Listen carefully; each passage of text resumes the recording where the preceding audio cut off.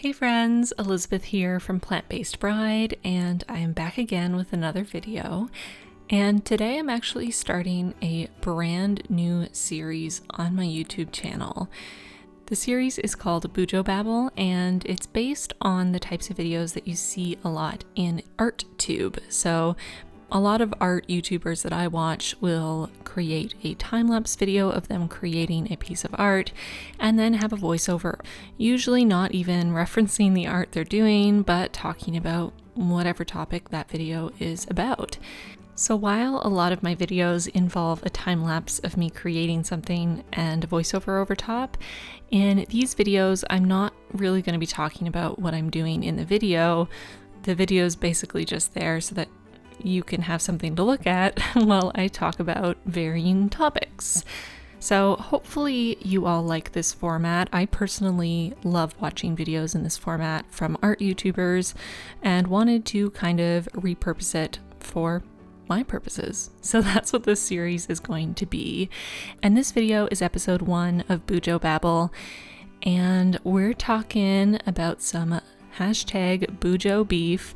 Let me know in the comments below if you know the reference, if you know where BuJo beef is from. But today I want to talk about the beef in the bullet journaling community between original system, Ryder Carroll system bullet journalers and aesthetic bullet journalers or Instagram bullet journalers, however you want to classify these two groups. So I'm really excited to jump into this topic. It's something I've wanted to talk about on my YouTube channel for a long time. So hopefully you're interested in hearing my thoughts on this, and please leave your perspective on this down in the comments below. I'd really like to have a multi-way discussion on this topic instead of me just speaking into a void. Also, be sure to let me know in the comments below if you like the concept of this series and if you have any suggestions for topics you'd like covered in future BuJo Babble episodes. So without further ado, I think it's time for us to jump into the very first BuJo Babble episode. Hashtag BuJo beef, original systems versus the aesthetic BuJo. If you've been in any online bullet journaling space, you've probably seen comments that go a little something like this. How about a post where we share not pretty but functional pages from our week? The hashtag no filter version of BuJoing. I don't think I fully understand bullet journaling. I really want to bullet journal because I feel like it would be so beneficial for me and help me sort my shit out, lol. So I've been doing some research, but from what I've seen, it seems that bullet journaling is more about aesthetic than function. Can anyone shed some light on this for me? I feel like I should have a standard thing to copy paste. Look at Ryder's original system, no artistic element. Adapt it to what you want. People do a lot of different things with the bones of the system. Productivity is my main goal. I was in planning groups years ago and the emphasis was on beauty. I went down that rabbit hole until I realized I was undermining my whole purpose by focusing on beauty and perfection instead of accomplishing the goals I've set for myself. I had actually joined another BuJo group, and it became clear very quickly that the more artsy spreads were lovely to look at but not practical for what I needed. I've never done the artsy thing, just stuck to the original Ryder Carroll method, less stress, more productivity. I thought this was worthy of a share in here, more back to basics with the BuJo. I think a few of us have been there with trying to make it more aesthetically pleasing and it squeezed the function out of it. I know I have. Who else has embraced going back to the more simplistic method? Etc., etc., etc. There seems to be this misconception in the bullet journaling community that messy equals functional, and pretty equals, well, just pretty and not much else. But is that actually true? I mean, I think the answer to that is different depending on the individual. I mean, if making your bullet journal pretty is going to zap the productivity out of it, and the reason why you want a bullet journal is for it to be productive, then maybe you shouldn't be working on making your bullet journal pretty. But who's to say that adding a color scheme to your bullet journal won't help draw your eye to the most important information, just like a lot of people color code their notes when they're studying for a big test. Who's to say that having a set weekly layout, like the running weekly that I like to use in my bullet journal, isn't more productive than having a traditional Ryder Carroll style daily log. I personally prefer setting up a weekly ahead of time and using the same style of weekly every week because time is of the essence for me. And having a running weekly means that I have to rewrite tasks far less frequently. And saving time for me is a priority. And so setting up a weekly for me is a big part of making my bullet journal a tool for productivity in my life. There's also another point to consider. The most productive method is the method you actually use.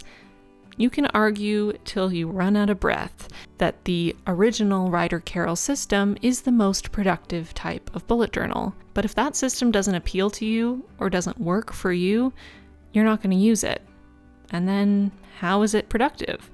If a more artsy bullet journal, if something more aesthetic is something that you're more likely to use, then that's the more productive option. For example, I have received more than one comment on the videos that I make setting up my husband's bullet journal that what I'm creating isn't a bullet journal because I'm not creating it for myself. But here's the thing. If I didn't set up my husband's bullet journal every month, he wouldn't be using one. So what's the more productive option? Me setting it up for him, which I'm happy to do, and him therefore using it and getting all the benefits out of having a bullet journal. Or option B, me not doing it because that's not a real bullet journal, him not having one, not setting it up because he doesn't have the time or the experience, and not getting the productivity benefits out of having a bullet journal. In my opinion, option A is the far better option. Plus, I'm happy to do it. I really like setting up bullet journals, as you can probably tell if you spent any time on this YouTube channel. So who's to say that it's not a real bullet journal? Another argument I've seen a lot is that setting up spreads ahead of time makes a bullet journal a planner, whereas bullet journals, you have to write things as you go along. Again, I don't think this is the case. Ryder Carroll himself has shared examples of spreads that are set up ahead of time and has acknowledged that the whole point of the system is that you can mold it to fit your own needs. For a lot of us, we don't have time necessarily to write things as we go along. Some days are busier than others. Some weeks and months are busier than others. So why not set up ahead of time when you have the time so that when you get there, it's already ready. You can just use it when you're really busy. Again, it's up to the individual, and that's kind of the best part of bullet journaling. There's also this misconception that the original system has no artistic element. But is this true? Let me read to you directly from Ryder Carroll's website. The bullet journal is designed to become whatever you need it to be it a fitness or fertility tracker, food log, diary, sketchbook, etc. You're encouraged to design your own custom collections. Figuring out what you need your bullet journal to be is an important part of the process, a process that begins with regularly examining how you're spending your time and energy. Well, right from the horse's mouth, your bullet journal can be a tracker, a food log, a diary, a sketchbook, whatever you need your bullet journal to be. So it seems to me like an artistic element has always been part of what a bullet journal can be if you want it to be. It's really up to you. And again, that's kind of the best part of a bullet journal. It's all up to you how you want to use it. Don't like that Ryder Carroll uses dashes for notes and dots for tasks? Swap them. It's your bullet journal, and you can make a key and have bullets that represent what you need them to represent. It's still a bullet journal. To me, this is the real gem of bullet journaling as a system.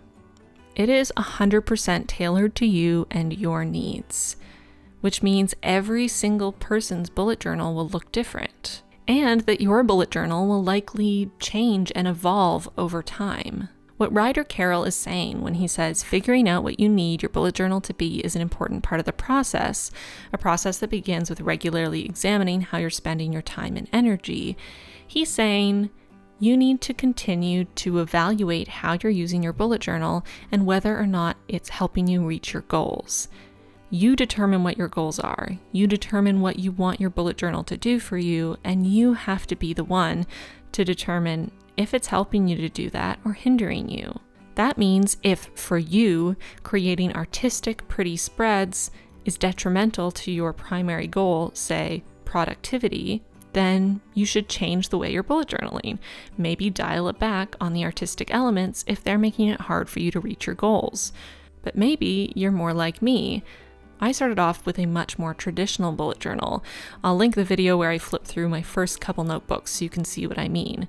There was no artistic element, it was very messy, I did very basic daily logs and just picked up wherever I ended. And if you look at my current bullet journals, they are a lot more artistic and polished and set up. For example, what I'm doing right now in this video is painting watercolor paintings to put into my weekly logs. This is not something I would have done 4 years ago when I started bullet journaling, but it's what my bullet journal has turned into, and there's lots of reasons for that. And for me, my current bullet journal is far more suited to me and what I need than my initial bullet journals. Not that there's anything wrong with how I was bullet journaling at the beginning. It's just that now I know a lot more about myself. I know a lot more about what I need from a bullet journal, and I've adapted my system to be exactly what I want it and need it to be. And I'll continue adapting it for as long as I use a bullet journal. That is the best part of this system. Just because you decide to move away from a more artistic bullet journal to something a little more minimalist or a little more similar to what Ryder Carroll talks about on his blog with rapid logging, doesn't mean there's anything wrong with aesthetic bullet journals or that they can't be productive for some people. They're just not a good fit for you. And that's totally fine. Just like for me, that rapid log system with no artistic element isn't as good of a fit as a more artistic bullet journal. A more artistic bullet journal gives me a lot of things that a minimalist bullet journal doesn't, and I just enjoy using it a lot more. I guess what I'm really trying to get at is that bullet journals exist on a spectrum, and wherever you fall on that spectrum is completely valid, just so long as your bullet journal works for you. And if it doesn't, maybe it's time to reevaluate and move yourself over a little bit in one direction or the other until you find a system that helps you reach your goals. Most people who put themselves squarely in a more traditionalist bullet journal camp say that if a bullet journal isn't about productivity, it's not a bullet journal, it's a planner. But Ryder Carroll himself says that a bullet journal can be a diary or a sketchbook or whatever you need it to be. Who's to say how much weight each individual has to put on each of these different aspects of their own bullet journal? I wouldn't ever presume to know what someone else needs in their daily life or what they need in their bullet journal, and I would hope that other people would give me the same respect. I know myself best, and I know what I need to make my bullet journal something that I enjoy using and that enhances my life. I guess when I boil it down, what I'm really trying to say in this video is, why can't we all just get along? There is more than enough room in the bullet journaling community for all of us. And I can say this with certainty because the bullet journaling community is not a physical space with a set volume. So really, there is room for all of us, as many of us who want to be in it.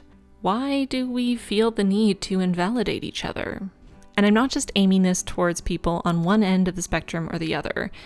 If you're someone who creates an artistic bullet journal, who looks at someone who makes a bullet journal with no artistic element and judges them for it, that's not cool. But the opposite is also true. If you have a super minimalist bullet journal, but then you turn around and judge people who have an artistic bullet journal or try to invalidate their bullet journal, that's not cool either. What benefit do we get by telling whole groups of people that they don't belong in this community? I think our diversity as a community is our strength. I know I have learned so much about bullet journaling and about what I can do to make my bullet journal work better for me by seeing people from all over the bullet journaling spectrum. Pretty much every time I see a spread, whether it's artistic or not, I learn something and get ideas. If you're watching this and you self-identify more as an original bullet journal system user, you may be watching this video thinking that I'm biased. because I'm literally painting with watercolors through this video, and I'm going to put these paintings in my bullet journal. So obviously, I am more of an aesthetic bullet journaler. But I encourage you to check out that video that I linked of my first bullet journals, because those are representative of what most of my bullet journals have looked like over the years. I have far more experience being an original system bullet journaler, or a minimalist bullet journaler, or a productivity-focused bullet journaler, or a traditionalist bullet journaler than I do an aesthetic or artistic bullet journaler. But I feel like I'm getting closer and closer to the version of the bullet journal that works best for me. And that's all that really matters. I've mentioned this in previous videos, but I struggle with my mental health, and when I started incorporating an artistic element into my bullet journal, it made a huge difference in my life.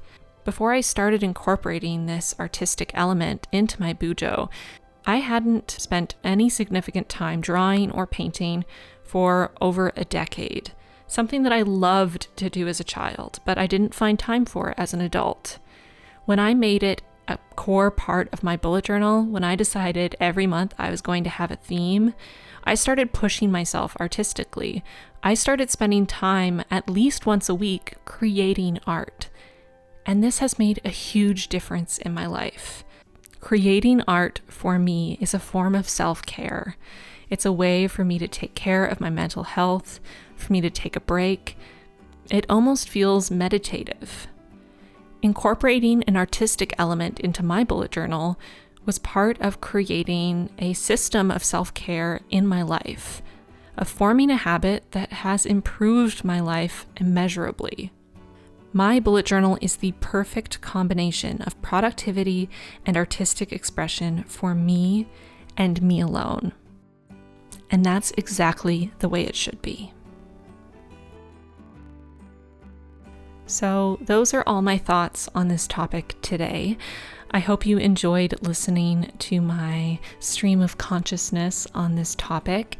And as I mentioned at the beginning of this video, I really want to hear your thoughts. So please do not hesitate to leave them in the comments below. If you enjoy the paintings that I created in this video, they will be provided to my patrons at the $3 level. So I'll link my Patreon in the description box down below so you can go check it out if you're interested in getting these. I also want to take a quick moment to thank my newest patron, Nikki. Thank you so much to all of my patrons. You are the best, and I appreciate our squad so much. I will also be uploading these pieces of art to my Society 6 shop. As of right now, just the lower left-hand corner painting is up there for you to purchase on a variety of objects, mugs, t-shirts, trays, notebooks, all that good jazz. So go check out my Society 6 shop. I will be adding the other 3 paintings along with a bunch of other artwork I've made as soon as I have the time to do so.